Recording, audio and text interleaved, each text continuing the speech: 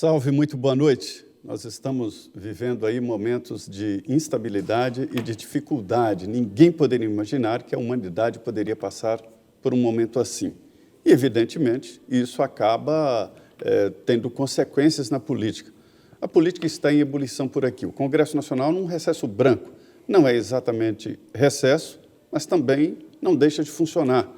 Um novo tipo de votação remota, foi inaugurada no Senado e na Câmara dos Deputados.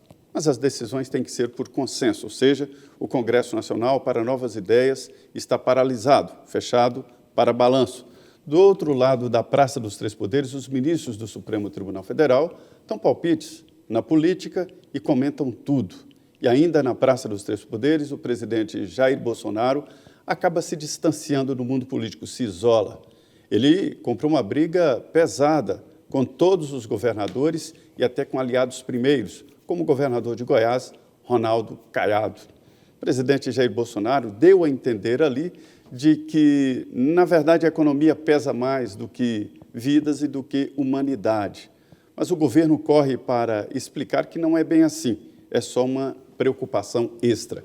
Hoje, aqui no Frente a Frente, direto dos estúdios da Rede Vida, em Brasília, veio ter esse papo aqui, o ministro-chefe da Controladoria Geral da União, Wagner Rosário.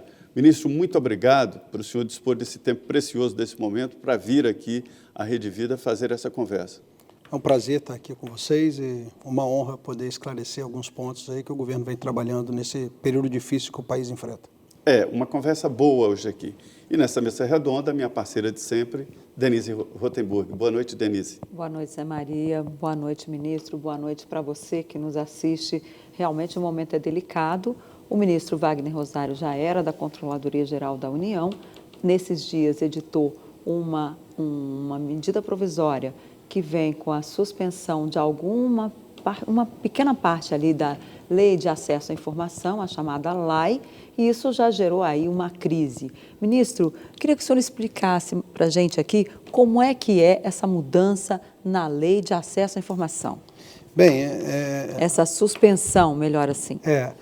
Na verdade, a gente não buscou mudar a lei. Você pode ver que até a medida provisória ela busca alterar a Lei 13.979, que foi a lei editada para o governo para essa situação que nós enfrentamos. A gente não quer mudar a Lei 12.527, que é a Lei de Acesso à Informação. Então, aquela lei já é um demonstrativo que é uma medida temporária para o momento que nós estamos hoje vivendo. O segundo ponto que, basicamente, a medida provisória trouxe o seguinte, 2 pontos somente. Hoje nós temos muitos servidores trabalhando à distância pela situação que foi demandada em Brasília. Brasília, hoje, a recomendação é que as pessoas permaneçam ainda em isolamento e, devido a esse fato, nem todos os órgãos possuem todos os processos digitalizados. Nem todos os órgãos do governo federal, nem todos os estados, nem todas as prefeituras, visto que a Lei de Acesso à Informação é uma lei nacional. Então, se essas pessoas estão em casa, muitas das vezes podem vir questionamentos que necessitem do deslocamento do servidor para acesso ao dado físico. E aí já é um ponto importante. Quando a gente falou, mas 99% das respostas em 2019 foram realizadas via digital. Sim, a resposta sim. Mas, às vezes, a obtenção dos dados que vão ser dados na resposta foram feitos por meio físico. Então, nesses casos em que o documento, somente nos casos em que aquele documento ele está em meio físico e não está em meio digital, disponível ao servidor por sistemas da casa do servidor, nesse caso poderia ser suspenso, porque, devido à situação de isolamento, não seria lógico eu fazer o servidor se deslocar. Muitos vêm de ônibus, vêm de uma série de atividades, e, nesse momento, nós temos uma situação complicado. O objetivo é proteger, então, o servidor. O segundo ponto já é aqueles determinados órgãos que estão trabalhando diretamente ligados ao coronavírus. Por exemplo, você vai para a prefeitura, tem um posto de saúde, você pode ter pedido de acesso à informação lá. Eu vou parar o trabalho para poder fazer. Nesse momento que está uma crise, todos trabalhando, todos buscando atender, o Ministério da Saúde, também com diversas áreas de atendimento, de atenção primária, as áreas de contratação, todas essas áreas trabalhando. Pode ser, a nossa prioridade é responder tudo, mas pode ser que chegue uma hora que o gestor fique sem condições de cumprir a norma. Então, para evitar o descumprimento da norma, em situação excepcional, estaria autorizada uma suspensão do pedido, que seria retomada a normalidade do prazo de resposta, assim do término desse período que nós estamos passando. Então, é só isso que a norma colocou, para essas duas situações excepcionais. Ontem a CGU soltou uma orientação, que está na página da CGU, dizendo que, mesmo a suspensão, ela é excepcional. Provavelmente a CGU tem todos os processos digitais, então nós não temos desculpa nenhuma para atrasar. Então, eu acho que é uma medida necessária. Hoje eu conversei com colegas do Chile, praticamente todos os países adotaram, mudaram a palavra, uns chamaram de suspensão, até o colega chileno brincou comigo, era melhor você botar postergar do que colocar suspender, é uma palavra mais leve. Falei, nós já não estamos discutindo o mérito, nós estamos discutindo a forma já. Mas eu acho que é uma medida que vai ser tomada. Conversei com vários secretários também de controle dos estados. Falei, Wagner, a gente não baixou, a gente vai preferir atrasar. Essa medida vale para todos? Vale para todos. Para os estados e municípios? Sim, porque a lei é nacional, né? Então, e é só durante esse período de duração. A gente também está tentando traçar contrapartidas a isso.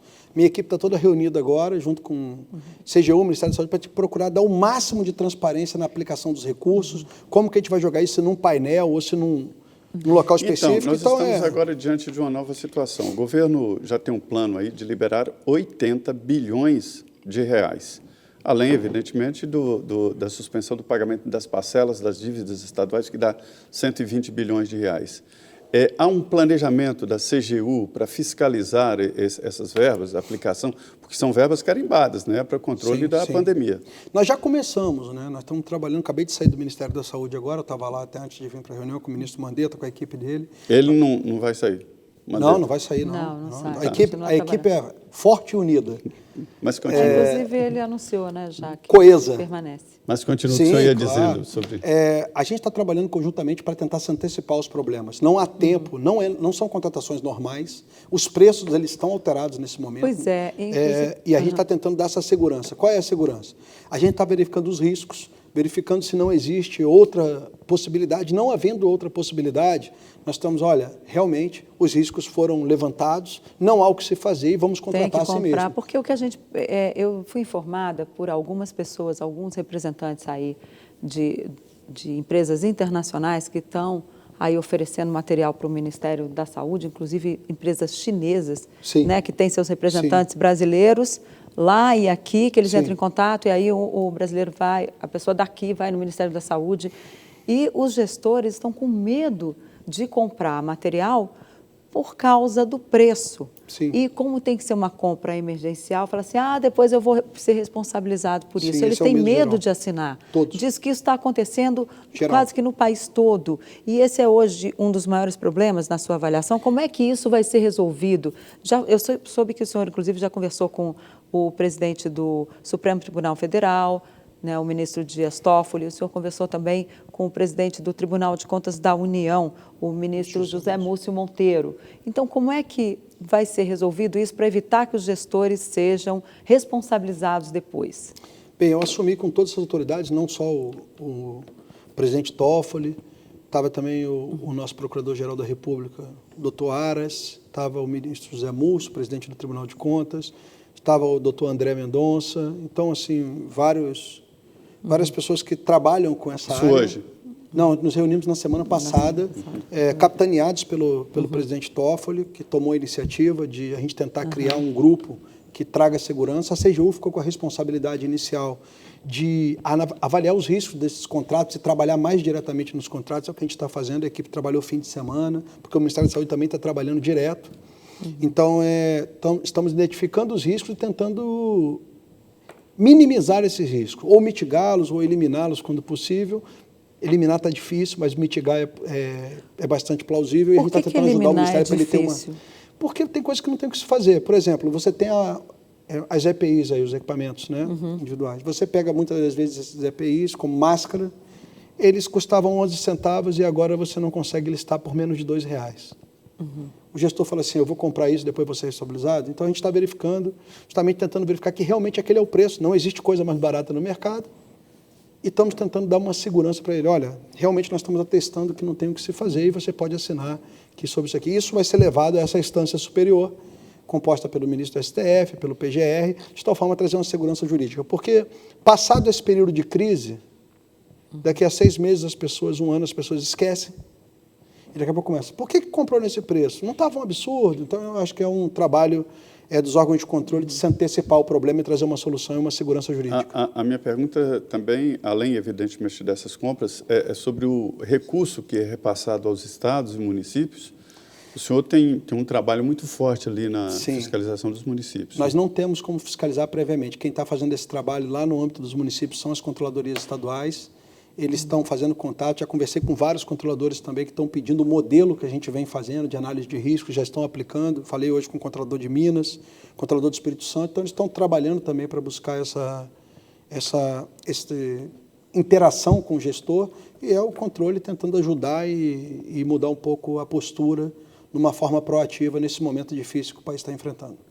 Agora, ministro, o senhor esteve hoje com o presidente. Sim. Como é que estava o humor dele depois daquela reunião dos governadores do Sudeste, em que ele teve, inclusive, um bate-boca com o governador de São Paulo, João Dória? Bem, não conversamos sobre isso, o presidente estava tranquilo como tem que estar no momento desse, buscando, claro, soluções para tentar resolver essa crise, que ela é bastante difícil. A conversa foi mais em torno de estratégias para a gente sair dessa crise, mas eu tenho certeza que os ânimos estão aflorados, as pessoas todas estão enfrentando uma situação que é ver um perigo à saúde da população. Hoje em dia o presidente está muito preocupado com isso e nós vamos tentar apoiar os estados, os municípios, a gente conseguir, com o governo federal atuando em parceria, a gente conseguir sair dessa crise. O que eu sei é que não muda nada imediatamente, né? Os estados e os municípios estão no comando desse processo mesmo de colocar barreiras e definir ali o que abre e o que não abre. Mas há uma gestão do governo federal de fazer o que eu costumo chamar de horizonte, né? De definir projetos para sair da crise. Não é esse o trabalho do governo? Sim, o governo vem trabalhando, os ministros vêm se reunindo constantemente para tentar apresentar ao presidente um plano de saída dessa situação. A gente não pode ter... Nós temos hoje uma situação, nós temos praticamente 2 tratamentos ao problema, apresentados, assim, em geral.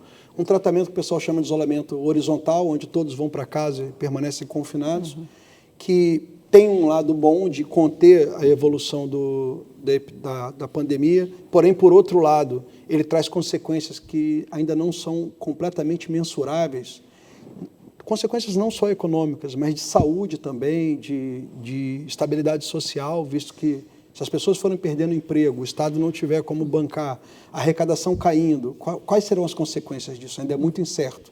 Estava vendo os números, a gente tinha uma previsão de crescimento da economia esse ano de 2%, já existe agora previsões que caiu a 0%, com tendência a queda maior. Qual é o impacto que isso vai trazer? Nós não sabemos. Temos outra medida que é tentar isolar os vulneráveis e tentar fazer um trabalho de retomada econômica para se evitar esse caos social que pode ser causado. Nós estamos estudando quais são as maneiras da gente conseguir isso.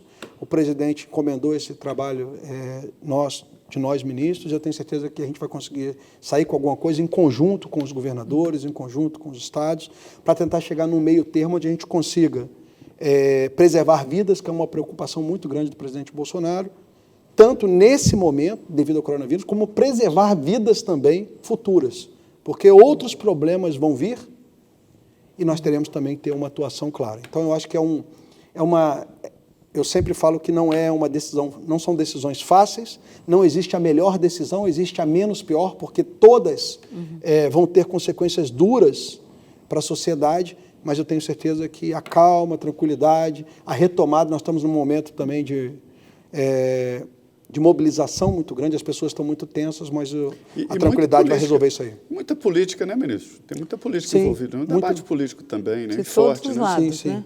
Eu acho que agora as pessoas vão tender a... Acho que chegamos no ápice desse desentendimento e agora a tendência vai ser uma busca de um equilíbrio e a gente tentar realmente focar no que vai ser melhor para todos os Já há um projeto, já saiu em campo para isso. Já estamos trabalhando. Temos Agora, reunião também de todos os ministros às 19 horas agora, então acho que os ministros estão bem voltados para isso aí. Como é que vai se fazer com as pessoas mais carentes, onde moram, às vezes, 10 pessoas num cômodo, nas favelas? A gente sabe que esse distanciamento social que é pedido, ele é impossível de se fazer, as pessoas, muitos continuam saindo. Como é que se faz isso? em relação, estou pensando aqui, falando das pessoas idosas, mesmo o isolamento vertical, ele não é problemático num momento como esse? Não é difícil de fazer isso? É super difícil, eu acho que é um momento de construção coletiva. Eu falo que a gente vai sair mais forte de toda essa situação. Eu acho que nós temos determinados blocos da sociedade que conseguem isolar, outros não. Por essa característica que você falou, você vai para uma determinada residência de 20, 30 metros quadrados, onde moram 6, 10 pessoas, não existe como isolar ninguém. Para esses casos, é isso que a gente está trabalhando, tentando encontrar um plano onde a gente tenha onde colocar essas pessoas, com alimentação, com tudo. Não é fácil. Tentar focar principalmente nas áreas mais atingidas agora. Eu tenho certeza que, por isso que eu falo que o trabalho é conjunto. E nós vamos avançar essa semana nisso aí, para ver se a gente consegue começar a migrar de um programa para outro. Não é, o presidente ontem deu o seu recado, não é um recado de hoje vá trabalhar. Não, é o seguinte, vamos montar um plano para permitir que as pessoas voltem a trabalhar. Mas é diferente do que ele estava falando, inclusive, hoje de manhã na porta do Alvorada, né? Eu acho Porque hoje de manhã na porta do Alvorada ele foi muito claro, ele, olha, se não começar a trabalhar já... O já ele gera interpretações, para quem estava fazendo o plano de ficar 30, 40 dias em casa, às vezes o já pode ser 1, 2 semanas, né? Para a gente ter. Claro que mas todas as medidas... Mas inicialmente a quarentena, inicialmente ela se dá, segundo até os governadores falaram, por 3 semanas. Sim. Se a situação nós piorar, já estamos a uma semana, aí né? sim eles iriam aumentar esse prazo. Nós temos aí já 1 semana, ou seja, teremos mais 2 semanas. Então, eu acho que é um prazo suficiente, inclusive a gente dá para fazer num prazo menor, da gente ter um plano de migração ou de retomada da normalidade de forma gradual. Ok, ministro. Bom, nós vamos para o nosso primeiro intervalo. Nós recebemos hoje aqui, eu e José Maria Trindade, recebemos o ministro da Controladoria Geral da União, Wagner Rosário. Voltamos em uns minutinhos, não sai daí.